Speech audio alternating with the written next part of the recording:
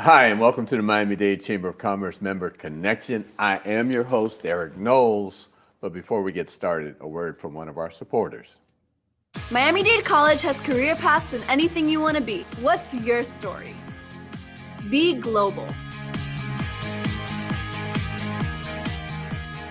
Be cutting edge.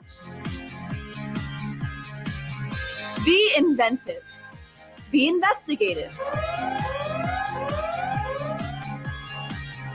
Be a hero. What do you want to be? Be the best. Be you. Be MDC.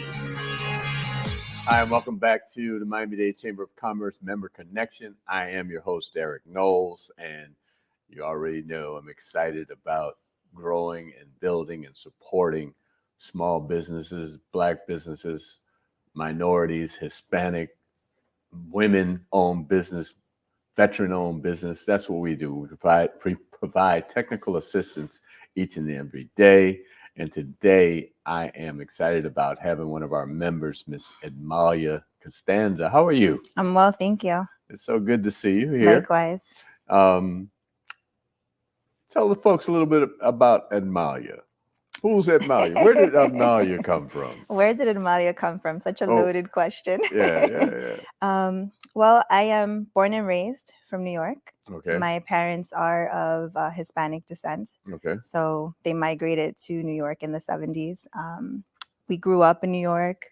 We lived in Philadelphia for a couple years. You on the east side or the west side? We were in Washington Heights, borough? Manhattan. Okay. Yes, we were in Manhattan, Washington Heights. Okay. That's where all the Dominican folks typically go. On the west side. On the west side, yeah. Yes. Above 79? Very above 79. We were by the hospital. My parents still live there. Okay. By Presbyterian Hospital. Okay. Yeah, so that's our stomping grounds. Yeah. I lived in New York a couple years, and I lived over in Yorkville. Oh, okay. Yeah, back in the early 80s, and pursuing another lifetime. But anyway, so what brought you to South Florida? My brother. Okay. I have two older brothers, and one of them came here in the early 2000s. He was in the car industry, and it went really well, and he stayed here. And then my other brother decided to come, and then I followed. Okay. And when did you move to New York? How old were you when you went to New York? I was born there. Oh, you were born. Okay. So I was born there. Never knew anything outside of New York. Okay, so late snow 20s. Was a natural thing to you. Yes. I think I got tired of the snow. Yeah. So you're now in South Florida, and you decided to become an entrepreneur. Yes, I think my entrepreneur days were from New York. Okay. I always worked. I've worked since I was 14 years old. Coming from parents that are migrants, a lot of hardship. So I decided at 14 when I was able to work to help them in the summers. So I did that my whole life. When I was 18, I started working, worked through college. And then when I graduated college, I started working in an accounting department. Okay. And it was at a gym, and I fell in love with yoga. So I became a yoga instructor and worked for the gym. Yeah. So I've always had two jobs. Did you know that about me? No. Yeah, I'm a 200-hour certified. No way. So am I. I never did my 300 hours. I just haven't because, done the 300 hours. Yeah, I was like, I don't know if I want to do it. But but I have a love with self-care and yoga and that whole wellness. And I've always had multiple jobs. So becoming an entrepreneur was just kind of, I think, just intended for me. Right. Yeah. And now you have an accounting background. Yes. So that's a part of what you do. Right. And so tell the folks about what it is that you actually do. I think I do everything. I realized. But you're not Jamaican. I'm not Jamaican. I might have some Jamaican in my bloodline, I'm sure. But I realized, and it's funny, through the technical assistance that your Miami-Dade Chamber provides, that what I specialize in besides bookkeeping, which is what I promote, and like tax prep and payroll, is kind of outsourcing services. Because I end up taking on more from my clients, just, more than bookkeeping. Some clients need operational support. Some need assistance with creating SOPs and having systems in place. So I kind of just wear those hats that the business owner doesn't have time to fulfill. And a lot of it is back of house and a lot of it is operations. Well, you took the words out of my mouth. You are that person that I always talk about for those folks who don't have the back of their house together. Right. You are one of those support Right. systems that help. As I always say, you have individuals who are great. They can be great cooks. Mm-hmm. They could be great landscapers. They could be great architects. They can be great doctors. But running a business is totally Right. a different mindset. Mm-hmm. And you are one of those individuals that comes along and plugs in Right. what's missing in that area. Right. And what made you decide that, this, well, as you said, bookkeeping and the accounting, but again, what made you go in that direction? If I strip back all the layers, I didn't want to continue starting over. I realized with my education in business, it's just so broad, right? I majored in business marketing and it was business marketing and finance, I believe. And I would always kind of start from the bottom up, always work my way up, always become the boss, which was great. But when I moved from New York to here, I was like, do I really want to start all over again? And I realized that if I didn't want to start all over again, I had to just provide a service that was needed. And that's kind of how that was created. And how long have you been in business now? Well, doing 1099 work, probably over 10 years, Okay. but having a business structure properly since 2019. Okay. And what would you say are the challenges that you find working with individuals doing, providing the service that you do? They don't have a clear path. A lot of times, as a business owner, you have so many hats, and your goal is really to make money providing a service that people need. So you want to provide good service, but you need to make money in order to provide that service. So they're just so focused on that one area that everything else kind of gets forgotten. Right. Yeah. And then I have to identify and say, are you doing this? Are we doing that? How can we make this better? And then a lot of times they just say, you do it. Right. You do it. I'm like, okay. So as you said, starting in one area, you kind of morphed into providing more services than what you originally go in to provide to a business. And again, you mentioned the fact that you say the challenge is they're kind of don't know where they're going. Right. How do you step in? As you kind of mentioned it, but really give me a day in the life of Amalia, starting with a business, a new client, and what does that look like? Okay. It looks a little messy, okay, to be honest. And you brought up a great point, because right now I just took someone on and it's in property management. So property management, bookkeeping, and accounting is a different beast. So you're actually learning as you're going along. Yes. A lot of different, I guess, platforms in itself. So go ahead. There's lots of different platforms. Every business is different, even if they're providing the same service. So that's something for sure. You have to identify every business differently, and what works for one business doesn't work for another. So this one client that I took on, it was to clean up his books. He's trying to sell the property. And in order to sell the property, you have to present financial statements. And his financial statements were all over the place because he used 3 different bank accounts. None of them, were recorded properly. Reconciled. Nothing's reconciled. Nothing. So first, I had to identify for him, you need one bank account. You need a dedicated bank account for this company. Paying from different bank accounts that belong to different LLCs, that's a no-no, right? And he just thinks, well, I have different businesses, it's all my money. But it's not. That's so crazy. You know where I'm going with that already. That's crazy. But before we're going to come back to that, because 3 different LLCs, but taking care of a different. Anyway, we're going to be right back. We're going to take a break and get a word from one of our supporters, and we'll be back with Imelda.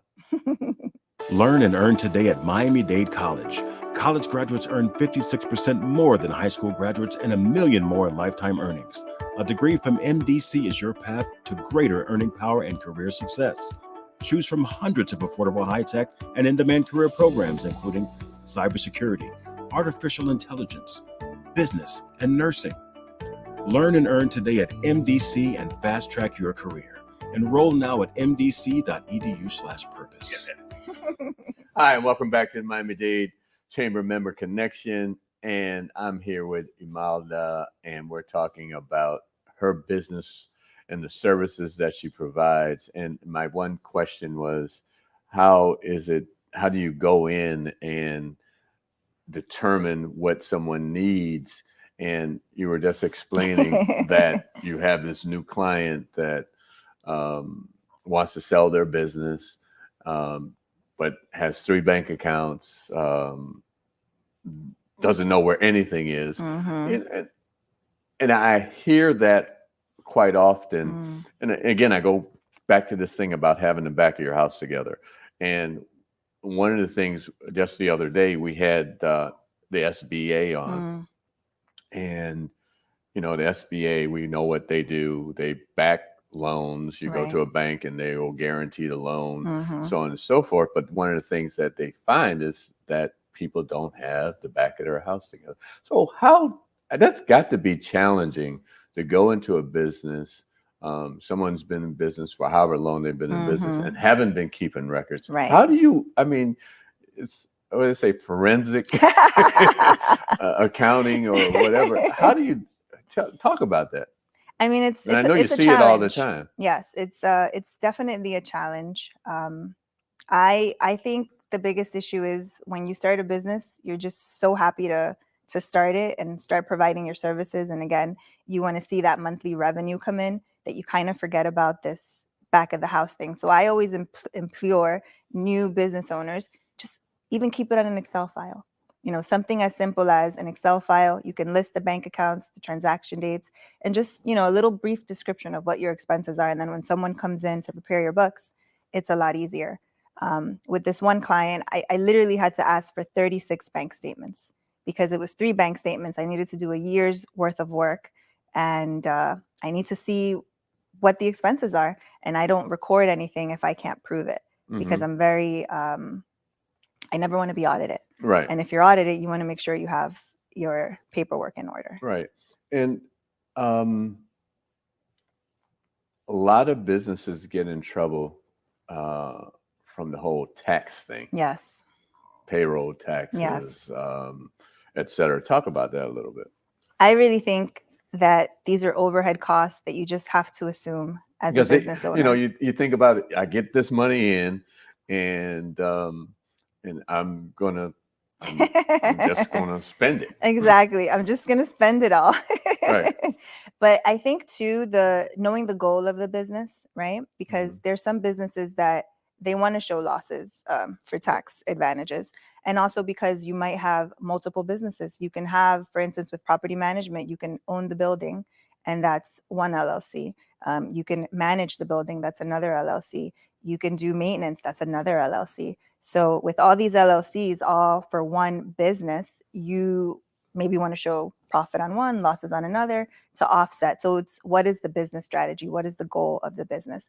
And then I think once you have that in place, you speak to your accountant or your bookkeeper, and you figure things out, and you charter a path forward. And speaking about, you say your accountant or your bookkeeper, or your CPA. Mm-hmm. For those of us who don't understand the difference between a bookkeeper, an accountant, and a CPA, why is it that you have to basically have all 3? I think it's important to have all 3. When you're starting, maybe just start with I honestly think a CPA. I was going to say bookkeeper, but for instance, I provide bookkeeping services. And when I bring on a new client, I have my CPA set up their chart of accounts in the back of the house, whichever back of the house they're using. If it's QuickBooks, if it's Buildium for property management, or Yardi for property management. There's law firms that use different resources that they might not use QuickBooks. So I think the chart of accounts, which is that back of the house that shows all of your, how your transactions are going to be booked, having a CPA set that up for you really sets you up for success when you're going to do your taxes, because they mirror it so that when your tax person, if it's not your CPA, is doing your tax prep and filing your taxes, it's just a click of a button and everything just makes sense. Wow. the other day, and everything's on the internet now, whether it's Instagram or LinkedIn, and they were talking about how you can go on vacation and pay for your vacation. Yes. As a tax write-off. Yes. You know about that? I do. Tell the folks about that little trick. So there's a little loophole with this, and I think the biggest loophole is kind of setting up a meeting on a Thursday or a Friday, and then you set up a follow-up meeting on a Monday, and then basically your travel to your hotel, some of your meals on those days, you can write them off, and then you get to spend a weekend somewhere. Did you all hear that? For some of you who don't know about that, I didn't know about that Yes, little loophole. yes. And you can actually your expenses for the hotel, your airline ticket. Yes. So if it costs you $20,000 for that weekend, and but you have to have a meeting.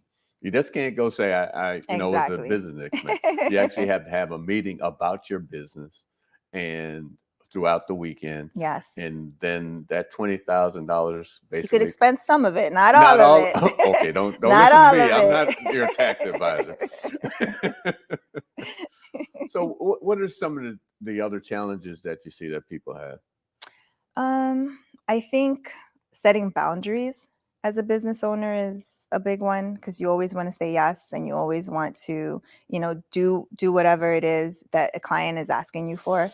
But definitely setting boundaries, having some self-care time is huge, because you tend to feel depleted sometimes as a business owner. Having a schedule. And I'm talking for me, like as I think of these things. Yourself? Yeah, I'm thinking of like what have been my challenges is learning to say no, and that's okay, with the boundaries, self-care, and personal development.